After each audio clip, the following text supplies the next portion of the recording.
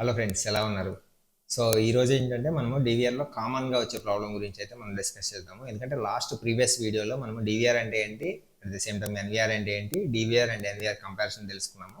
At the same time డివిఆర్లో వచ్చే hard disk complaints గురించి కూడా మనం అయితే తెలుసుకున్నాము. సో ఈరోజు ఏం చేద్దామంటే డివిఆర్లో ఫ్రీక్వెంట్గా వచ్చే ఇంకొక ప్రాబ్లం ఏంటంటే టైము డేట్ అనేది ఏంటంటే ఫ్రీక్వెంట్గా మారిపోతూ ఉంటుంది అనమాట. సో ఆ ప్రాబ్లం ఎందుకు వస్తుంది, దాన్ని ఎలా ట్రబుల్ షూట్ చేయాలనే దాని గురించి ఈరోజు వీడియోలో అయితే మనం తెలుసుకున్నాం. ఓకే, సో టైము డేటు మారిపోవటం వల్ల మనకు వచ్చే ఇబ్బంది ఏంటంటే ఎప్పుడైనా సరే మీరు డివిఆర్లో డేటాని ప్లేబ్యాక్ చేయాలనుకున్నప్పుడు ఈ టైము డేట్ అనేది కరెక్ట్గా లేదనుకోండి, ఇది ఎక్కడో సేవ్ అవుతుంది, ఆ డేట్లోకి వెళ్ళి అయితే చెక్ చేసుకోవాల్సి వస్తుంది. సో ఇది ఎందుకు వస్తుందంటే ప్రాబ్లము డివిఆర్లో మనకి టెంపరీ మెమరీ కింద సిమాస్ బ్యాటరీ అనేది అయితే ఒకటి ఉంటుంది. సో ఇది ఎప్పుడైతే దాని పర్ఫార్మెన్స్ అయితే తగ్గిపోతుందో అప్పుడు మనం దాన్ని రీప్లేస్ చేసుకోవాల్సి ఉంటుంది.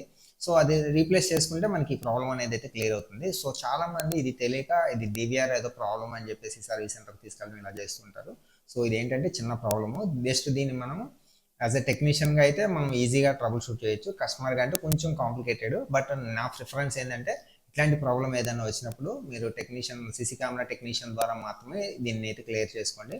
అట్ ద సేమ్ టైం దీన్ని ప్రతి డివిఆర్కి అండ్ ఎన్విఆర్కి దాని మోడల్కి తగ్గట్లుగా దీంట్లో సిమాస్ బ్యాటరీస్ అనేవి మార్కెట్లో అవైలబుల్ ఉంటాయి. సో వాటిని తీసుకొని మనం వీటిలో ఇన్స్టలేషన్ చేయడం ద్వారా మనం ఆ ప్రాబ్లమ్ని అయితే రిజాల్వ్ చేయొచ్చు.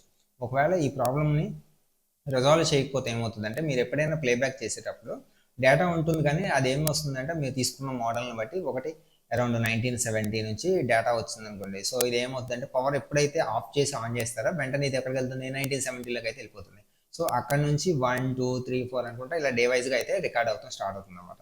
సో అలా అవ్వకూడదు అనుకుంటే ఈ ప్రాబ్లమ్ని అయితే మనం ఈజీగా ట్రబుల్ షూట్ చేయొచ్చు. సో ఇలా ఈ ప్రాబ్లమ్ని అయితే సాల్వ్ చేసుకోవచ్చు అనమాట. ఒకవేళ మీరు ఎప్పటికీ ఇట్లాంటి ప్రాబ్లమ్ కన్నా ఫేస్ చేస్తుంటే ఖచ్చితంగా కామెంట్ సెక్షన్లో కామెంట్ చేయండి.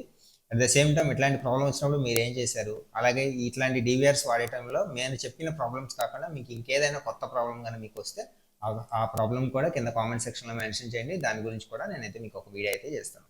See you in next video. Thank you all.